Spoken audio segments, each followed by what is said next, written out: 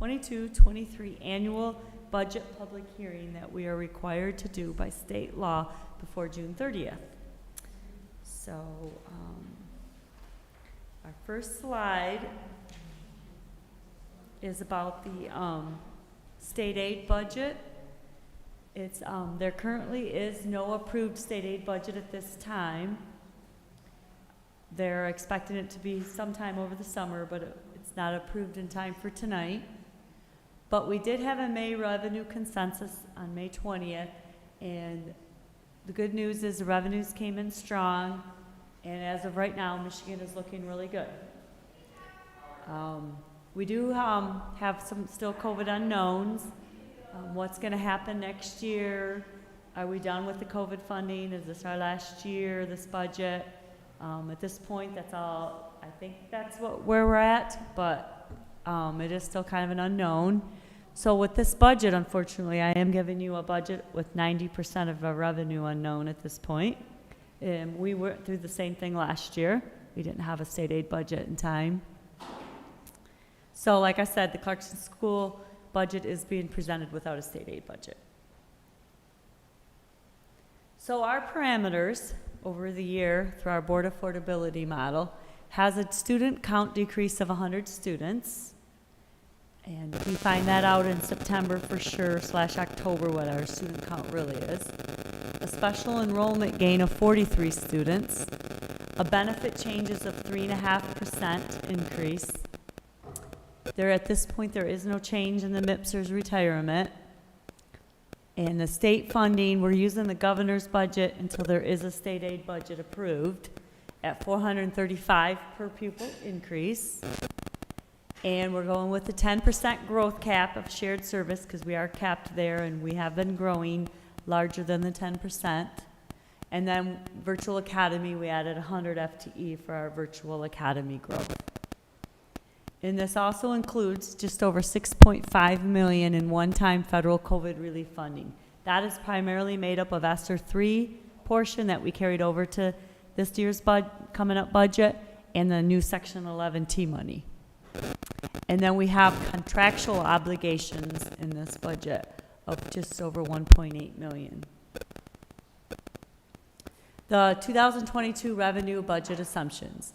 Like I said, you were using the governor's, like I said, at $435 per pupil, which ends up being about $2.973 million is about what we estimate that to be, if that's what we end up with, is the $435. The enrollment, if we end up with 100 student loss, that's another $870,000 loss to our revenue. And then if we have the 43 student gain in our open enrollment, we would have $374,000 increase to our revenue. And then if all of our shared service, the 10% and the 100 FTE for the virtual academy, then that would be $1.97 million revenue. And then we have the one-time federal COVID funding, like I mentioned. This year we'll have $5.481 million in 11T funding, and then the ESSER portion that we carried over of just a little over $1 million. And then our expenditure budget assumptions would be the 3.5% budget changes, which is approximately $280,000 in expenditures. The contractual obligations, like I spoke of just over $1.8 million. There is no increase at this point in the pension cost to the budget. The shared service increased that by $750,000, the expenses, because as we grow the FTE, then we also have to increase the expenditures. Same with the virtual academy. That will increase about $450,000 expenditures at this point. And then we did implement some expense reductions of $500,000. So that puts us at a total revenue of just over $116 million, total expenses of $113 million, total transfers in, which is the indirect cost transfer that we do from food service and early childhood funds, of $169, with a total surplus of just under $2.7 million, total fund balance of 17.32%, and unassigned fund balance of 15.57 fund balance. So our surplus budget, like I said, would be just under $2.7 million. The estimated ending fund balance would be 19.686 million. And then this is where you end up with the unassigned, because we have to put by audit purposes, and we have to put some in non-spendable. So 159.82 at this point, non-spendable. You got we don't have anything committed right now. Then we have the assigned fund balance that the auditors make us assign, and that's going to be around 1.8 million. So that leaves you with an unassigned fund balance of 17.693. So your total fund balance, like I said, is 17.3. The state average is 18.5. That has went up. It used to be 15%, but that's going up. Basically, I think it's mainly because of all this federal funding that's been flushed into the school systems over the last couple of years. And then the unassigned, like I said, after you take out the non-spendable, committed, and assigned, you end up with 15.57%. So that is the budget in a nutshell. And then you will be asked to approve the budget in the later in the regular board meeting. So do I have any questions from anybody out in the audience? What's our timeline to spend those ESSER monies? Is it all this year that it'll be spent? The ESSER 3, we'll have it all spent this year. The only portion of the Section 11T we will not have spent will be summer school and some after-school program, because we are required to spend some of that money on summer school and after school, and so we're going to use 2 years to get that money spent. So there'll be some money in summer of 2023 and next fall spent on those programs. So majority of it should be.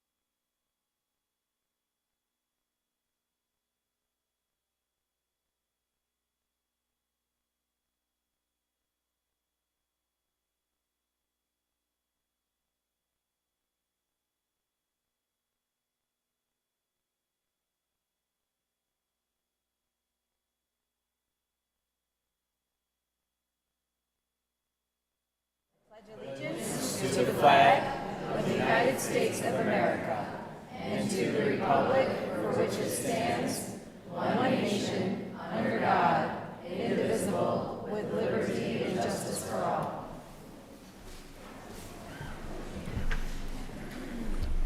Mrs. McLean, may I have a roll call, please? Mrs. Crane? Here. Mrs. Egan? Here. Mrs. Catalina? Here. Mr. Heyer? Here. Mrs. McGinnis? Here. Mr. Mead? Mrs. Horst? Here. Mr. Need sends his apologies. He's traveling with family this evening and could not be here. This meeting is a meeting of the Board of Education in public for the purpose of conducting the school district's business and is not to be considered a public community hearing. There is time for public participation as indicated on the agenda in items 3 and 9. Item 2 is approval of the consent agenda. May I have a motion, please? I move to approve the consent agenda as presented. Support. Mrs. McLean, may I have a roll call vote, please? Mr. Heyer? Yes. Ms. Catalina? Yes. Mrs. McGinnis? Yes. Mrs. Egan? Yes. Mr. Need? Mrs. Crane? Yes. Mrs. Horst? Yes, the motion carries. Item 3 is citizens' request to address the board. You were given 2 opportunities to address the board. Under item 3.1, you can request to address the board on any topic that's on tonight's agenda. And under item 9, you are welcome to address the board on any topic. When making comments, please state your name and address and direct your comments to Mrs. Kelly Horst, President. Each person may speak for up to 2 minutes. Per established procedures, the board will not respond to questions or interact with the speaker during public comment. And being as we have so many new faces in the boardroom tonight, although I know we're celebrating a lot of things here at the end of the year, the sign-up sheet is over on the table here to your right, and so now is the time to sign up if you wish to address the board on any topic that's on tonight's agenda. So in just a minute, Mrs. McLean is going to go retrieve that sheet for me. So if you're interested in addressing the board on an agenda item only, now is the time to sign up for that. And so speakers are limited to those who follow the correct procedure, so please be sure to fill out the sign-up form in its entirety. And so just as a reminder for the entire meeting, I must reiterate that calling out individuals in this forum when addressing the board is inappropriate. We do not tolerate personal attacks in that forum, and anyone, thank you, Mrs. McLean, who engages in criticism of or a personal attack of an individual by name or any other form of identification will be stopped and prevented from doing so. So when you address the board, please keep your remarks and your attention directed up here at the table. And I see 2 people tonight who have signed up to address the board. One will be item 9, Mrs. Giampetroni. I know I saw you come in. I can't see where you're sitting. And Mr. Murdoch, Child Nutrition Programs Funding.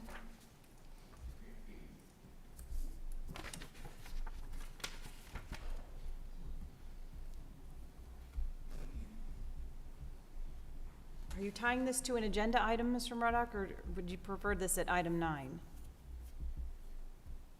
I don't see this tied to an agenda item per se. Okay.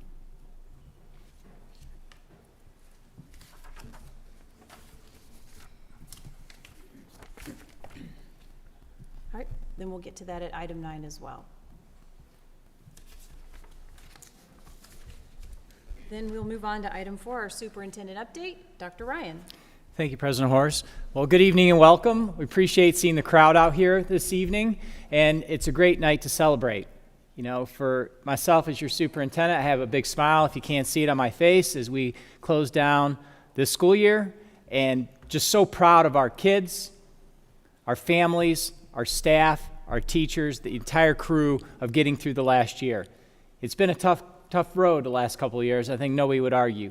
But right now, I feel like we're kind of on a trajectory heading into better places. And I think that summer weather and seeing our students getting on to their summers with the hopes, with all of us still here, getting ready for a new school year already, nothing but excitement. And tonight, we get to have a celebration with teachers who will be receiving tenure in Clarkson, which is a big deal. We'll also have some recognition of some students that are just completely off the charts in terms of how their success at Sashbaugh Middle School has and how far they've been able to climb and achieve. We want to celebrate that.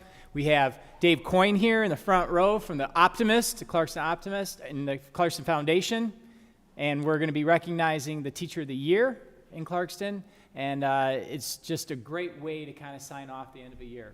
So we appreciate you all being here tonight, and we're going to do the first part of the program with all those recognitions. And we know you have many places and other things that you need to get on within your busy lives as well. So we'll have a little bit of a break, and then we'll get you on your way as part of the second half of the business part of the meeting.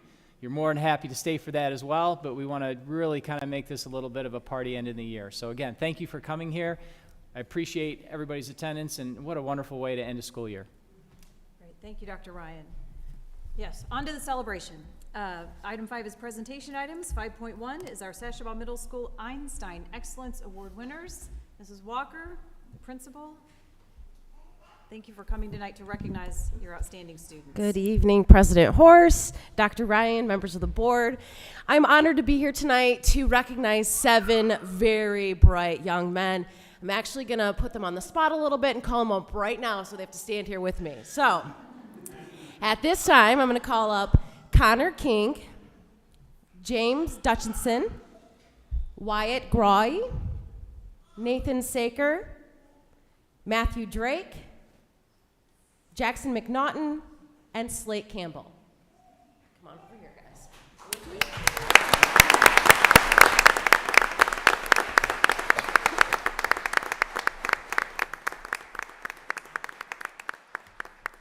Wait till I tell you about these guys. This year, these students excelled in math classes 3 years above their grade level. They aced their honors geometry and algebra 2 courses as 7th graders. Quoting our recently retired math subject area coordinator, Mr. Noah Shero, Clarkson schools provided the right math to the right kid at the right time. We all heard him say that before. We made sure that the curricular needs of these high achievers was met. These students started their day every day at Clarkson Junior High in order to follow their own individualized personal math track. We were able to provide appropriate curriculum for their accelerated pace and still challenge each individual. Many days I was lucky enough to bump into them as they're rolling into SMS where they would enter the rest of their 7th grade courses. Not only are these students wildly smart, but their fantastic character and kindness adds to the fabric of Sashabaw Middle School and Clarkson Community Schools. Each day I was greeted by smiles and good mornings, and then a lot of times I teased them because they were already eating candy at like 9-ish something in the morning. Right. These students were recognized this year at our 7th grade awards assembly for their outstanding work in math, where they each received the Einstein Excellence Award. Tonight, I would like to recognize them again for their outstanding achievements in math, as well as contributing to the positivity of Clarkson Community Schools. Thank you, gentlemen.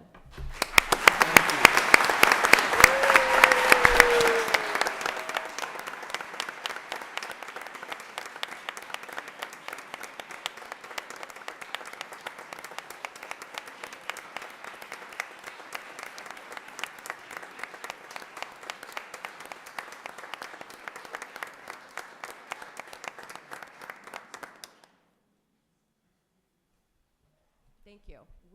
We have a treat for each That's of them. what I've heard. Yes. Yes. So if they want to come up and maybe shake hands and So I'll call your guys' name again, and if you could go up and you can shake hands with the board members, and then they have a special gift for you. and then at the end, be sure to sort of stay over here, and then Mrs. Right. Allen, our marketing director extraordinaire, is going to take some photos. We'll get a guys. nice so this is really picture. your night. Right. So don't go anywhere. Exactly. All right, so Connor King.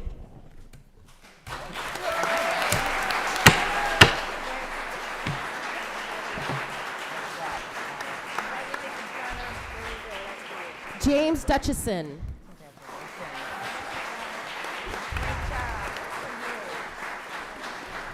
Wyatt Groy.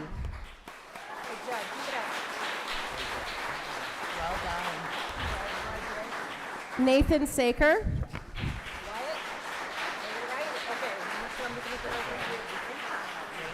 Matthew Drake.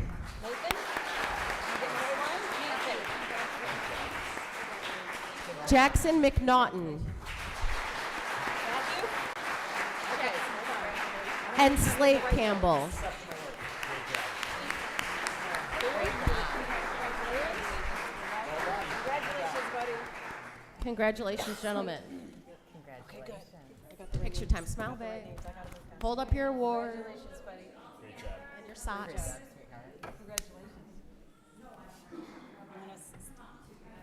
I know. Oh, yeah. Smile for moms. Smile for moms.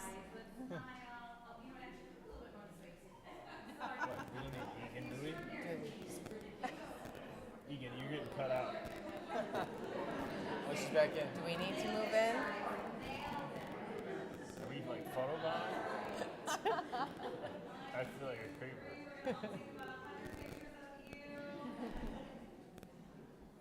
Seriously, we're going to miss these guys at SMS, but they're going to watch for them again. They will be back. I promise you that. These guys are fantastic. Thank you so much.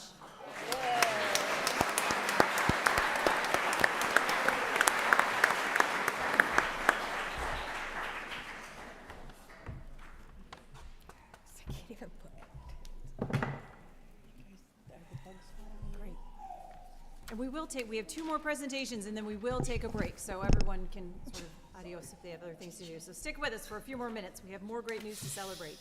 Item 5.2 is recognition of the 2022 Clarkson Foundation Teacher of the Year, Mr. Dave Coyne.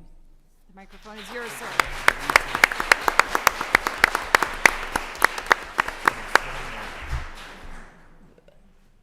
Thank you very much. I'm very honored to be here, and this is really last week was one of the greatest days that we see all year.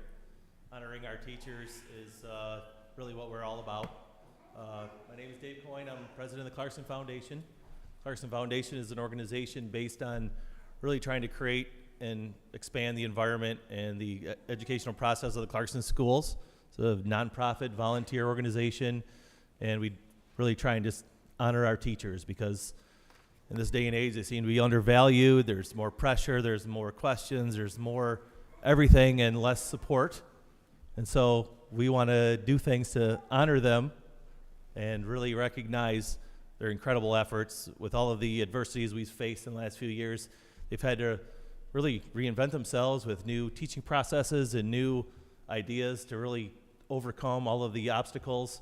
And we were honored we had 15 candidates it was very difficult to choose between them. It was hearing the stories of what they've done, what they've accomplished, what they've done for students it was really an incredible day.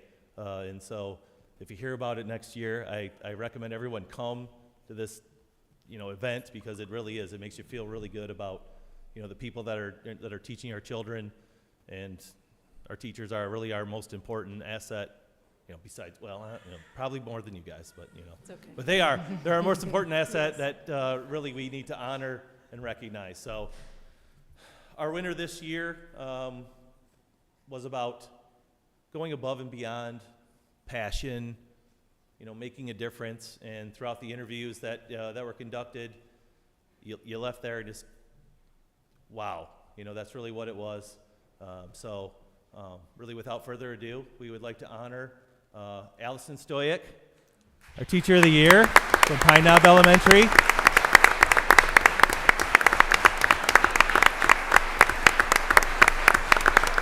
stand up for her too.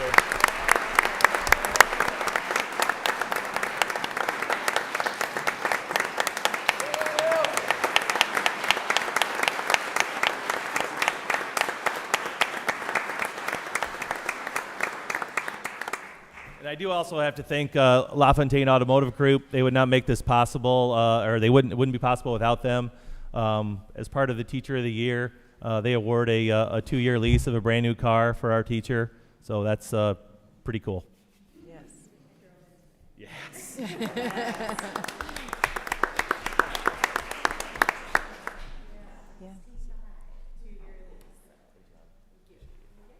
Can we put you on the spot for a minute, maybe to share with us just a reflection on your year? And Oh yeah. First and foremost, I want to thank the Clarkson Foundation and LaFontaine, and Clarkson Optimist is here too. They're a huge contributor to our pack of dogs here, which I know Vinny is also sharing this award with me for all of his hard work that he does. In Clarkston, I definitely, as a teacher, have felt a lot of things, but one thing I've never felt is unsupported by administration, by the board, by the team in my building, and we definitely don't do this alone. So just appreciated them, to my family. We had a new baby this year. We have another one on the way. So we're super excited, and life is it's really good. And I'm just so grateful for all the support that Clarkson has given me my entire life since growing up here. So I appreciate it. Thank you.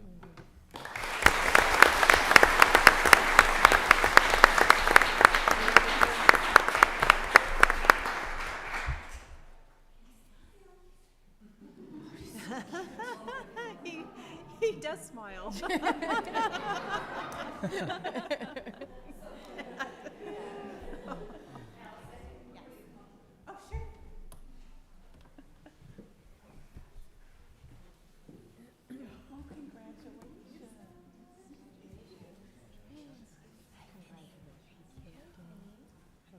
Take this, now we can get it to you somewhere, okay? I know, sorry. He just licks my hand, but I'm sure you're used to it. Congratulations.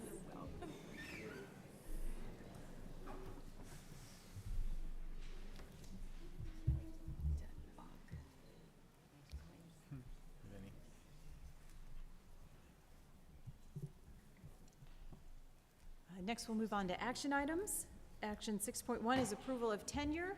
Mr. Lucido, if you would like to come up and present our tenure candidates.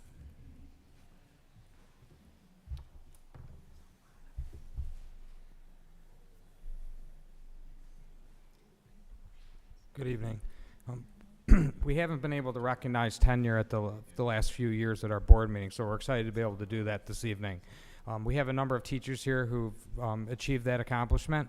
So I'd like to call them up by name and their building and have them line up here, and then we can go forward with the oath. So in alphabetical order, Lauren Abel, Clarkson Elementary. Christine Blomberg.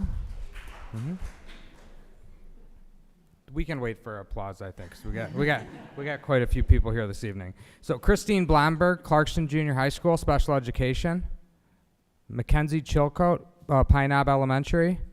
Megan Harazacheski, Pine Knob Elementary. Jessica Krvanovich, Pine Knob Elementary. Andrea Floyd, Springfield Plains Elementary. Allison Green, North Sashabaw Elementary. Heather Jacob, Elementary Art, Andersonville, North Sashabaw Elementary. Laura Monticello, Clarkson Junior High School, Special Education. Kristen Pollock, Independence Elementary. Stephanie Polanki, Independence Elementary. Caitlin Eaton, Elementary Art. Erica Roulet, Springfield Plains. Mary Beth Spicer, Clarkson High School. Allison Stoyak, Pine Knob Elementary. And Caitlin Vandermark, Andersonville Elementary. Marissa Webner, Andersonville Elementary. Brenda Ware, North Sashabaw Elementary. Samantha Weens-Weiss, Sashabaw Middle School. And Anne-Marie Wilson, North Sashabaw Elementary. Congratulations.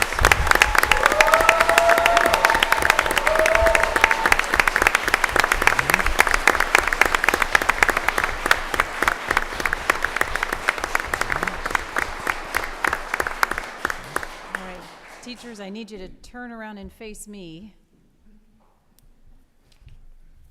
Our society has charged public education with trust and responsibility that requires of professional educators the highest ideals and quality service. The Michigan State Board of Education has adopted the following code of ethics to articulate the ethical standards to which professional educators are expected to adhere in their job performance. 1, service toward common good. The professional educator's primary goal is to support the growth and development of all learners for the purpose of creating and sustaining an informed citizenry in a democratic society. 2, mutual respect. Professional educators respect the inherent dignity and worth of each individual. 3, equity. Professional educators advocate the practice of equity. The professional educator advocates for equal access to educational opportunities for each individual. 4, diversity. Professional educators promote cross-cultural awareness by honoring and valuing individual differences and supporting the strengths of all individuals to ensure that instruction reflects the realities and diversity of the world. 5, truth and honesty. Professional educators uphold personal and professional integrity and behave in a trustworthy manner. They adhere to acceptable social practices, current state law, state and national student assessment guidelines, and exercise sound professional judgment. I'm asking our teachers to reaffirm their commitment to the oath of the office of teacher. So please raise your right hand and repeat after me. I do solemnly affirm that I will support the Constitution of the United States of America. And that I will faithfully discharge the duties of the office of teacher according to the best of my ability. Board, I need a motion to approve tenure for these fine teachers. I move that we grant tenure to the candidates as presented. Support. All in favor say aye. Aye. I don't think there's going to be another voice, but I have to ask, any opposed? No. The motion carries. Thank you, guys.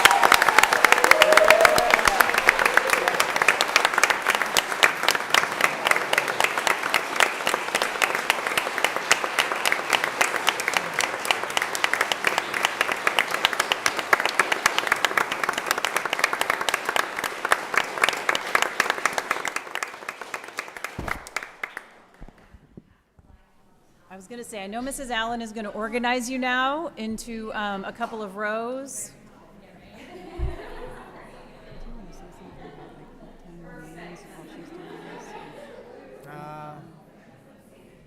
Behind the, with them stacked there.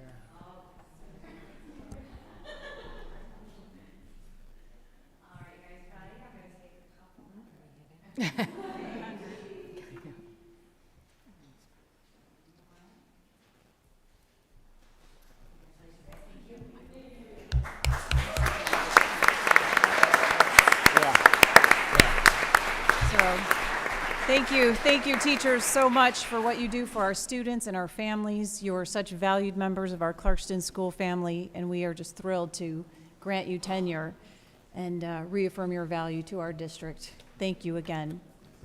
So now we have celebrated. We have business to move on to, so let us take about a 3-minute recess. So anyone who does want to make their way onto the rest of their evening can, but we certainly invite you to stay if you wish to, but we will pause for a moment. So if you want to make your way out of the room, you can. Is that us too? I know. Not the board.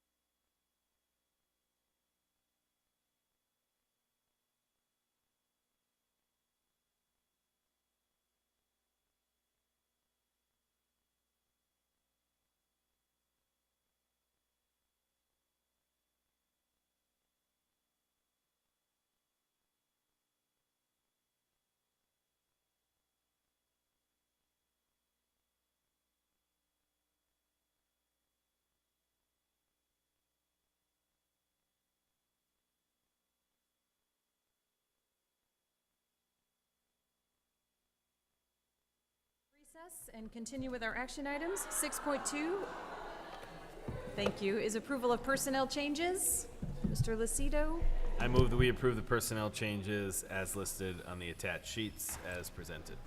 Support. is available for any questions. That's what I was going to say, but I guess, are there any questions for Mr. Lucido? Hearing none, all in favor say aye. Aye. Any opposed? The motion carries. Item 6.3 is approval of contract with the Clarkson Transportation Association. May I have a motion, please? I move that the Board of Education approves the proposed master agreement between Clarkson Community Schools and the Clarkson Transportation Association as presented. Are there any questions or discussion?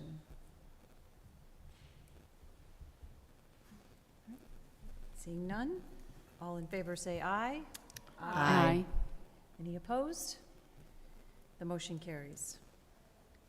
Item 6.4 is approval of curriculum adoptions, and I think we can handle all four at once in one motion.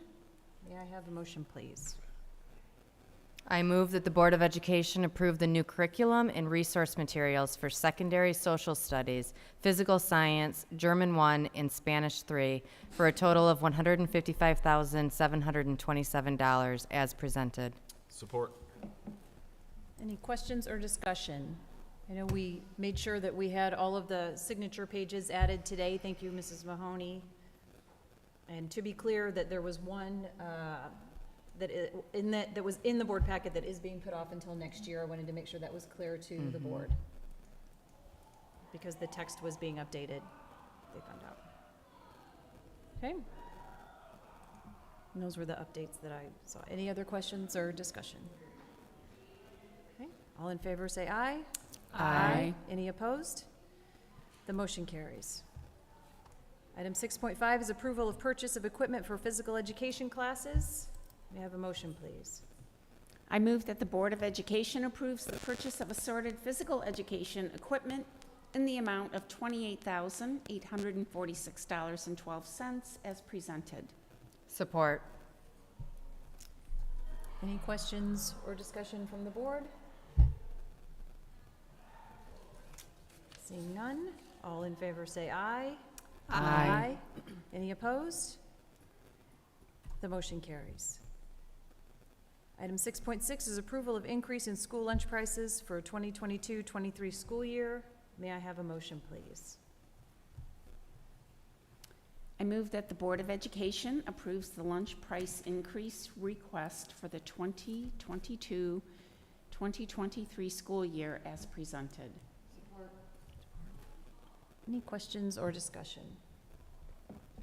And I know we have Chartwell's here in the room if there are any questions. No? All right, seeing none, all in favor say aye. Aye. Any opposed? The motion carries. Item 6.7 is approval of renewal of food service management contract with Chartwell's. I move that the Board of Education approves the renewal of the food service management contract with Chartwell's for the 2022-2023 school year as presented. Support. Any questions or discussion from the board?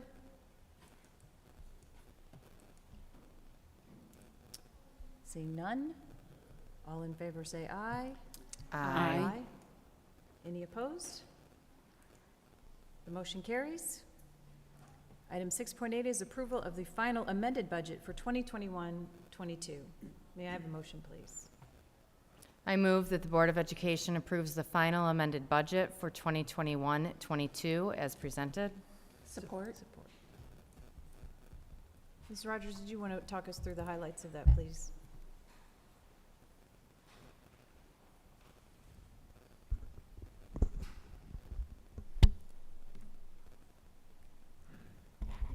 Tonight, we are asking you to approve the final amended budget for 2021-2022 year. We need to get that approved before June 30th. Some of the changes are some of your local revenue we've been able to slowly increase now that we're back. We've been back pretty much full force this year, so we've been been able to bring back some of the local revenue that we've lost over the last few years with COVID. So I was able to increase those budgets. Oakland Schools gave us some refunds on some of our tuition, so I was able to increase the budget there. The state aid funding, I have that starred 3. That's a really big unknown right now, which is kind of concerning when we're on June 13th, and we could have a swing of millions of dollars over the summer in our state aid funding for a school year that's pretty much over. What's going on there is we have an overage in our shared service revenue right now of 270 FTE. They have that in our state aid funding right now. They're going to pull that 270 FTE, which is a couple $1 million. But the problem is they'll pull that in July or August. And then, so I'm removing that because they didn't tell us that was in our state aid budget, and it is. And they're going to pull it either July or August. The caveat of all this is that there's also this legislation, HB 6095 out there, that could bring back some of that FTE. And if that legislation passes, it could be an effect of 100 and 120 FTE that we could get back of that 275. And they are talking about if that passes, that could be retro. But we don't know if it'll pass. So we went with the conservative approach of the 270 because we know that's going to get pulled. But if they do pass this legislation over the summer or even in the fall and they retro back to the school year, then we will get 120 back, which is another swing. It could be in the positive. But at this point, we did pull the 270, so I had to reduce the school funding. So that's why you see that large number. It could have been a larger number, but we had some other increase in some other areas of student count that kind of offsetted it. So, and then the title funding, Marshall Plan, mental health, you'll see all of those have corresponding expenses. So those revenues are decreased, but so are the expenses because we're going to carry the revenue over because they didn't get all spent this year.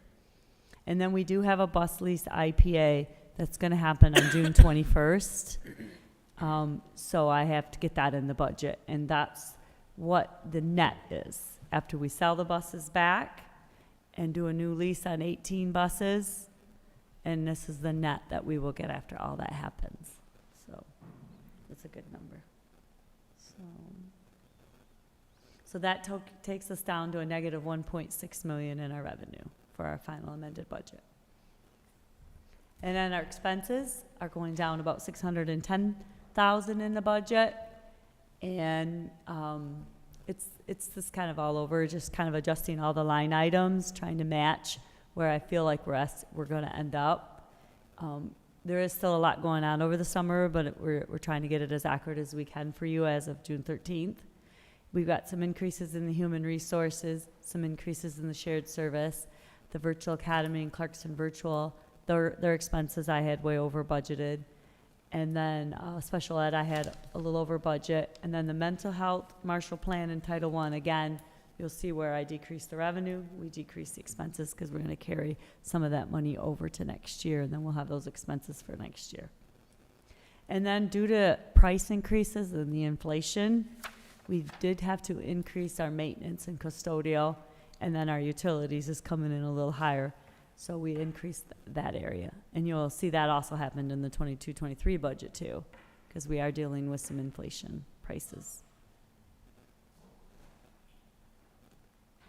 So our 2021-22 adjustments, I did present to you an amended budget of 3.5 million. Due to the recent of this 270 and not knowing which way we're going to go with that, you will see that now our final revenue is only a 2.5 million surplus. And that will end you at a fund balance of 15.1%.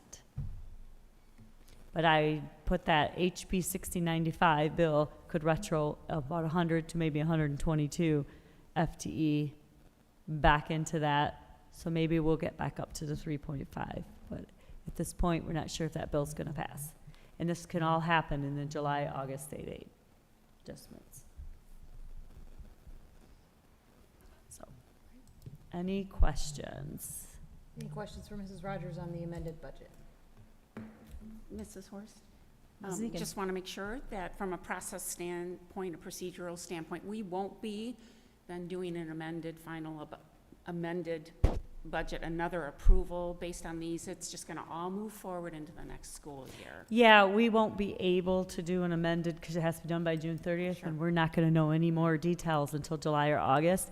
So we are just going to, if it does pass or doesn't pass, we might see some larger variances than normal that I like to bring you, which is bothersome for me because I like to be accurate. Right. So we may be getting a letter maybe from the state or something because we weren't accurate in our budget, but then the state is also not giving us accurate information in June, Yeah. unfortunately. Right. So, thank you. Mhm. Just wanted clarification really so that people understand what our process is. Sure. What will really end up carrying over is our audited numbers after the audit. You guys approve that in October/November. That's when That's we'll see really it. what it will be. No, I think it's a fair point and fair to remind us and remind the community now. Okay. Any other questions or comments? No. All right. Then we have a motion and a second on the table to approve the final amended budget for 2021-22. All in favor say aye. Aye. Any opposed? I'm just gonna stay. The motion carries. Thank you very much. Item 6.9 is approval of the original 2022-2023 budget. Mrs. Rogers, you were up there, so. Yeah. if you Well, we wanna- had our hearing, so if you have any further questions before you approve this budget. Right, we did. We had our public hearing at 6:30 this evening as required by law. There were a couple of, I think one or two questions in from the board. Anything additional has come up since then, trustees? Okay. All in favor say aye. Aye. Aye. Oh, we don't have a motion yet. Oh, never mind. I move that the Board of Education approves the budget for 2022-23 as presented. Support. Okay, now we're good. Yes. All right, all in favor, say aye. Aye. Any opposed? The motion carries. We have a budget. Thank you. We'll move on to report items. 7.1 is our monthly financial update. We stick with Mrs. Rogers. Tonight, I'm presenting you with a financial update that'll get us through May 31st. We won't get you the June until the fall, after the audit comes through and we book all of the rest of the payables and receivables over the summer. So we give you, as of May 31st, you have budget to actual revenues right now of 76%. Now, this has not got this budget, though. This budget won't get entered in until, now that the board's approved it, it'll get entered over the next month into it. So this is the current budget, amended budget. So you have budget to actual revenues of 76%.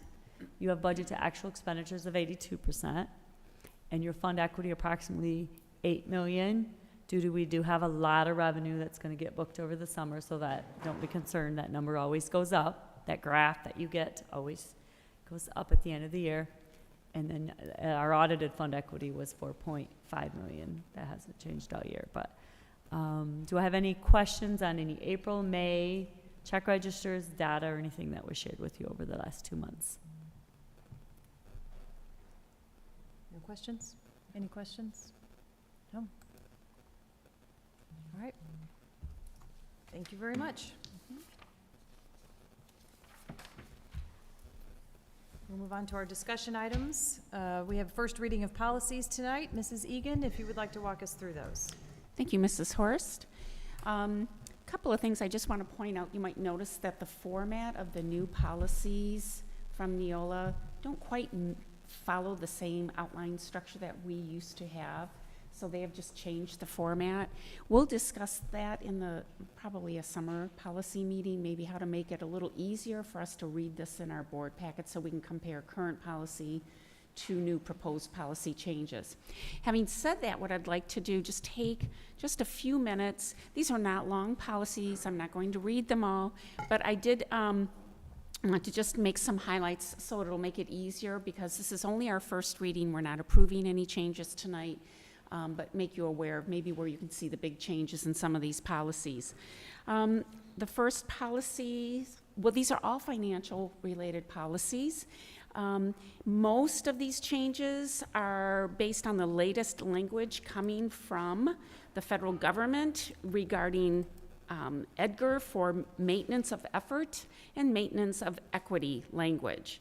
So we need this language for upcoming audit for ESSER or ESSER and GEER funds that we get from the federal government. And so it's just starting with policy 6110, which is grant funds. The big change you'll see, first of all, the current policy is 2.5 pages, but in our board packet, this is now 6 pages.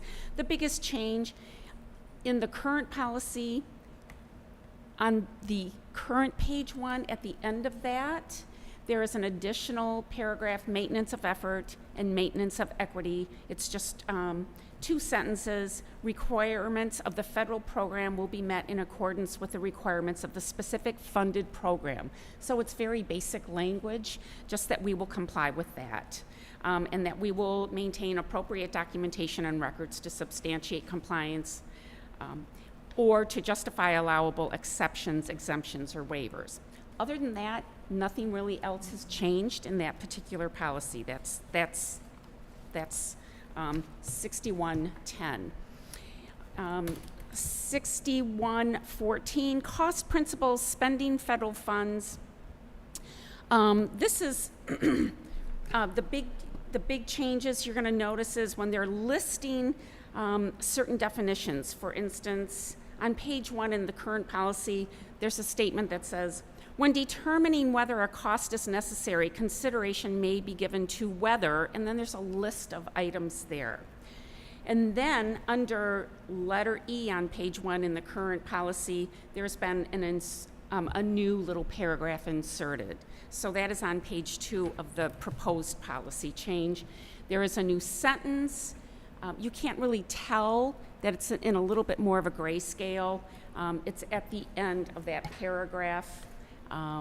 Basically, the clauses, including prohibitions regarding costs incurred for telecommunications and video surveillance services or equipment.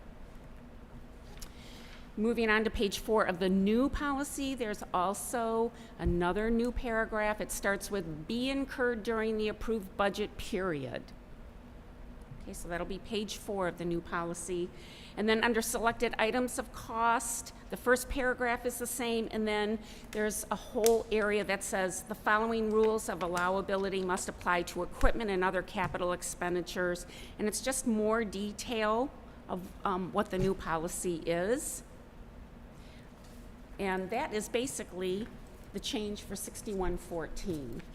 Okay, so I'm just trying to make it a little easier for you to read so you don't have to try to print all this off and compare them. And again, policy committee will, in our next meeting, try to address a better way to perhaps highlight what's different in the new policies versus the current. The last policy, procurement, again, these are federal grants and funds that we receive. This is how we obtain funding in our federal grants. On page, the current policy is 4 pages, the new one is 10.5. So some of this could be font changes as well. It's not all verbiage. But on the first page of the new policy, the only thing new on that page is a statement, all federally funded contracts in excess of $2,000 related to construction, alteration, repairs, painting, decorating, etc., must comply with Davis-Bacon prevailing wage requirements. For those in the audience who don't know what that is, the Davis-Bacon Act basically sets the minimum wage, the federal minimum wage. On page 2, again, there's a list of some situations considered to be restrictive of competition. And including that, there's, in the old policy, there's an A, B, there's a new consideration, non-competitive pricing practices between firms or between affiliated companies. And then the remaining would be in the current policy. So again, because we're not using this outline format, they're just listed. So you don't see A, B, C, D, E, F, but basically the third one is the new one in the new policy. And then moving forward, there is basically adjustments for that new categorical in the rest of the language. In solicitation language, so notice all of a sudden, again, the format of the outline is gone, and now we just have paragraphs. So solicitation language, that first paragraph is a little new language. Procurement methods, now we include informal procurement methods and micro purchases. So they're getting very detailed in their definitions. Page 5 of the new policy, small purchases remains the same. There is a new area, categorical formal procurement methods. And then finally, proposals, the word competitive has been removed from so the current policy says current proposals, the new policy says proposals. That's the language. And you might want to read through that section as well. Non-competitive procurement also used to be non-competitive proposals. So it's just tiny little language changes. A lot of it's the same. Domestic preference for procurement is new. This is basically saying try to use materials or vendors who are here produced in the United States. And that's it. So sorry to take up time to go through that, but it was very tedious to go through these side by side. So again, we'll address that in our next policy meeting. Yeah, thank you. And certainly, text, call, email, if you have any kind of questions. Thank you for being so thorough. Right, I found it very difficult. I don't remember when they changed this kind of formatting, but I found it very tedious to try to go back and forth. So thank you for that. So hopefully the next set, we won't have to have this much time to go through the changes. We'll find a way either to highlight it and scan it in that way so you'll see where the changes are. Are there any questions? I only had one question, and my pages aren't numbered, so I don't know what page it is. It's 360 of the packet. Hasn't it always been, I just want to make sure this wasn't a new item, and I'm not going to scroll back to find the current policy, but in terms of allowing vendors to apply to our pre-qual list, and the word continuously has been written there, hasn't that been? That's consistent with what we're doing today. Right, that has always been, so Yes. that's not a new practice. No. Okay. Were there any other questions or feedback for the policy committee at this point, other than please figure out a way to make that easier to digest? I think we'll talk about it before our next meeting with Neola. At the very least, we could do it while we're going through it. But hopefully, we have a couple ideas. Okay. Okay. So we can either do a second reading in July, if there's a time sensitivity to this, I don't know, or we can put it off until August. No, there is no time sensitivity. I don't think there's really a deadline. Okay.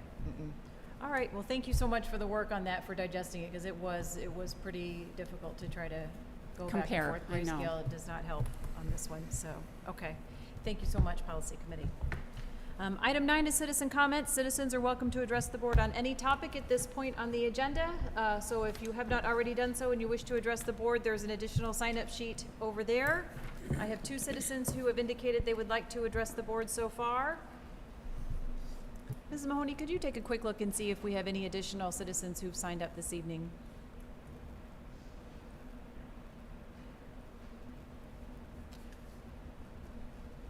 Thank you so much.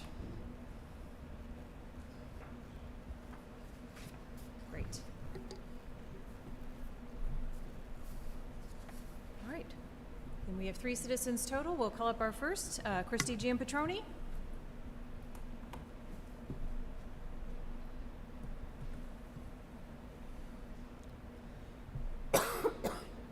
Good evening. Good evening. My name is Christy Giampatroni, and I'm speaking in support of CSM Tech. I hear it's quite challenging and difficult. Not perfect, but we're human. But it does challenge us nonetheless to pursue academic excellence, to strive for something beyond ourselves, maybe even something no one could ever think or plan or imagine. It provides an opportunity to be more than we think is possible. I really love the school board's mission statement. It reads, The Board of Education is committed to ensuring all children in Clarkson have the ability to pursue their dreams and reach their highest potential as students in our schools. If we cut back on these opportunities, how will our kids ever know what they could have possibly achieved? Let's give them the early starting building blocks so that they can build on those and reach their highest dreams. Let's pursue excellence and find ways that we can grow those high achieving opportunities. Thank you. Thank you. Thank you for your comments. Appreciate it. Next, we have Justin Murdoch.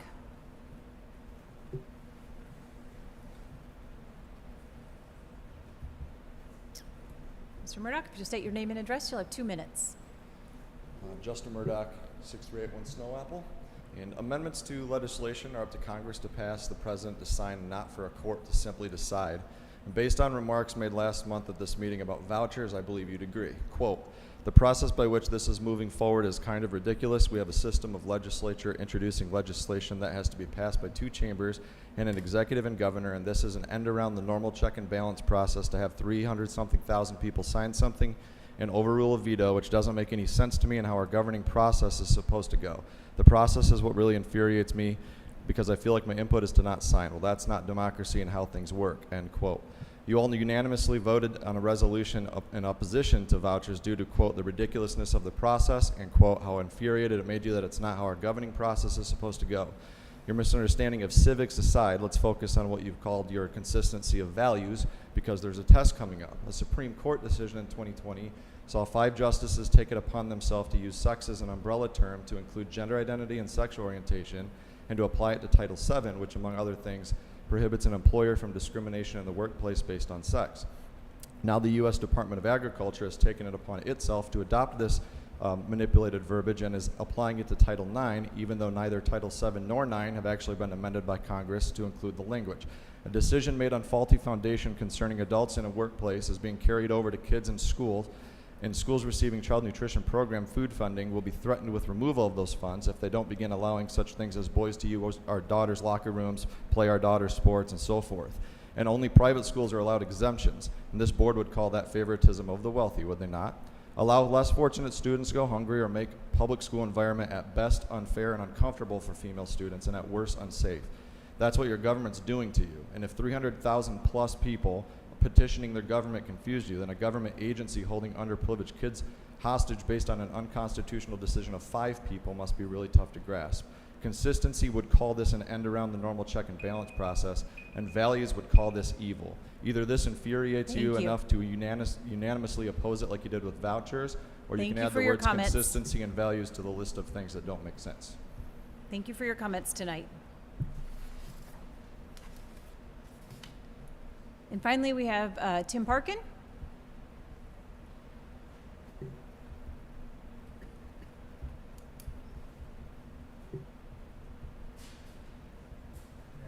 Good evening.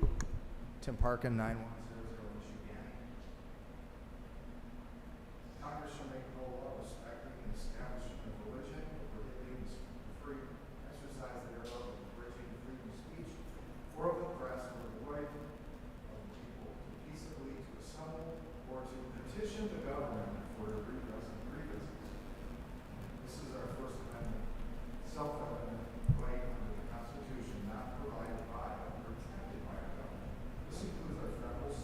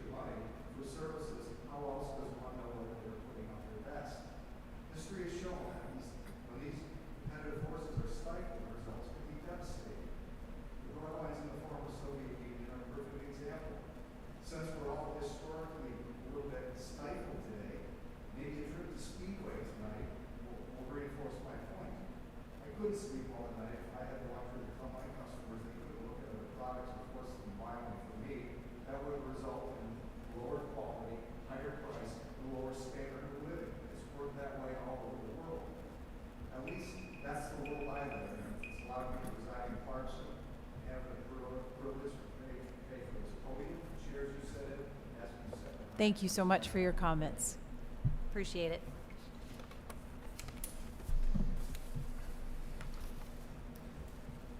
Item 10 is information items. Our next Board of Education meeting, which will actually start our next fiscal year, it will be Monday, July 11th. We'll be in this room at 5 o'clock for our organizational meeting, followed by our board retreat. We will then move to the Clarkson Family Farm. Item 11 is adjournment. May I have a motion, please? I move to adjourn. Support. All in favor, say aye. Aye. Any opposed? The motion carries, and we are adjourned. Thank you, everyone, for a great school year. Everyone, enjoy your summer. Thank you.